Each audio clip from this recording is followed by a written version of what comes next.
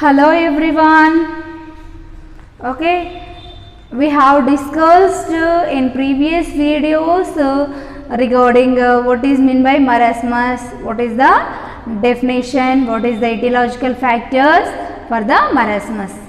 Okay, in this video we are going to discuss especially clinical manifestations of marasmus.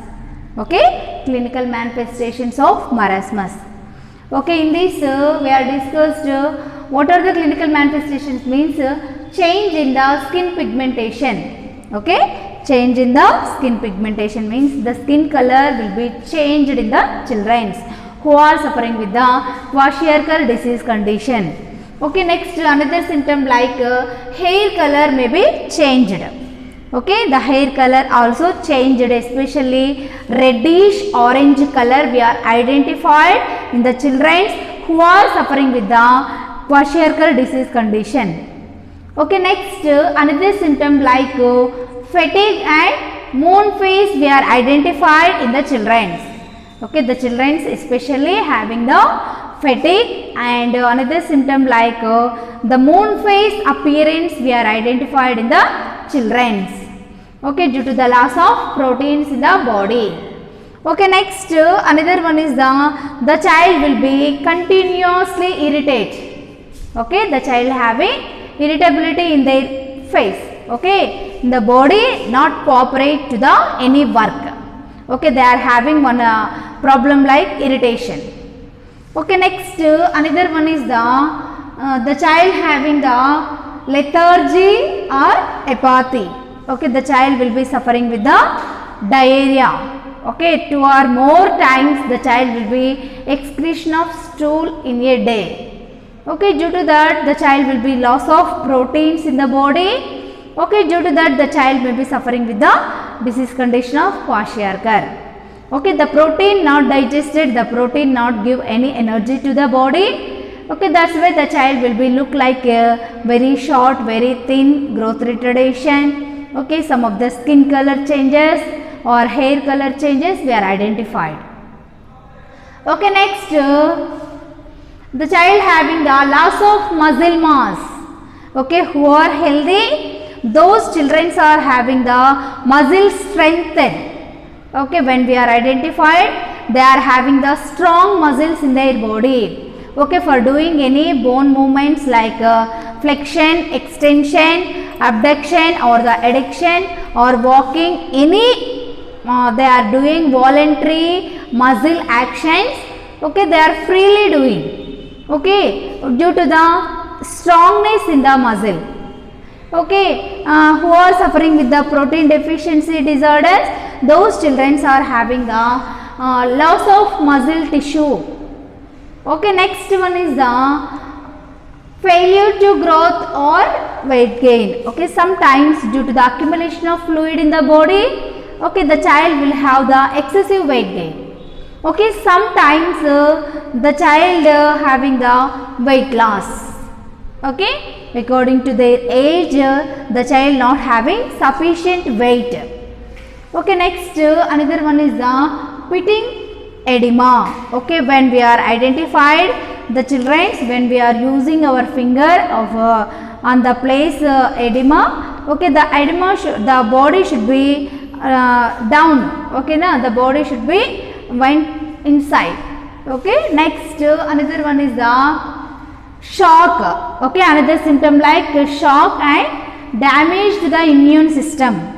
Okay, the children's body immunity system should be damaged. Okay, there is no tolerance for the diseases.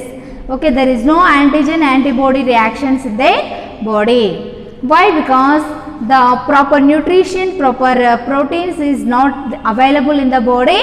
That's why the child having the damage in the immune system. Okay, it can be leads to the frequent or severe infections due to the delay or due to the damage in the immunity. Okay, once the body having immunity power strong means we are tolerate so many of diseases. Okay, whose body less immunity power is there, those children or those persons are having or prone to get more diseases. Okay, that's why we have to improve our immunity system by eating well. Okay, by taking a balanced diet, which food is having proteins, fat, carbohydrates, vitamins, iron, minerals. Okay, due to this the immunity will be improves in the body. Okay, we have prevent so many of diseases. Okay, next some of the rashes we are identified on the body. Okay, the child having the large belly sticks in the outside of the body. Next the child will be having some changes in the skin and hair. Okay, some skin changes, some hair changes we are identified. Next loss of appetite. There is no proper appetite. Okay, the child always refuse food taking. Okay, they are avoiding food. Okay, they are not eating time to time. Okay, next anemia. Okay, blood loss. Okay, due to the hemoglobin loss we are identified by the improper proteins or improper nutrients in the body. Okay, this is the clinical manifestation. Next we are discussed about diagnosis of Kwashiorkor disease condition. Okay, what is the diagnosis of the Kwashiorkor? Okay, in the diagnosis we have to do some test. What are the tests we have to do means protein, sugar levels for identification of any loss in the body, that is the protein loss is there, okay, or protein deficiency is there in the body, that will be identified by doing the protein and sugar levels test in the children. Next we have to do the blood or urine test. Okay, blood or urine measurements for sign of malnutrition. Okay, in the blood what happens in the Kwashiorkor means blood percentage should be reduced. Okay, sometimes in the urine protein loss is there. Okay, these type of measures is there or this type of result is there in the children, that will be identified. First test is the protein and sugar levels test. Okay, next blood or urine test for measures of signs of malnutrition. Next another one is there any lack of proteins? Okay, the protein loss should be identified. And is there any muscle breakdown in the children? Next kidney function test we have to do. Okay, by the kidney function test, why means the kidney is purification, no, one function. Okay, due to that purification, is there any loss of proteins or any nutrients from the body through the urine? That will be easily identified by doing the kidney function test. Another one is the ABG analysis. Okay, artery blood gas analysis. Okay, ABG analysis. Next blood urea nitrogen test. Okay, ABG analysis test, blood urea nitrogen test, serum creatinine test, serum potassium test. Next one is the total protein levels. Next one is the urine analysis. Next one is the complete blood count. Okay, these all tests to perform for identification of from the body any protein deficiency is there, any protein loss is there. Okay, what is the children problem?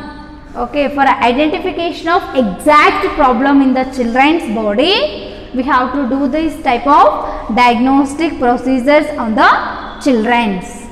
Okay, this is regarding clinical manifestations and diagnosis of children who are suffering with the Kwashiorkor disease condition. Okay, by doing this exact diagnosis, we are identify the exact disease condition. Okay, by observation or by assessment, we are not find out exact disease of children.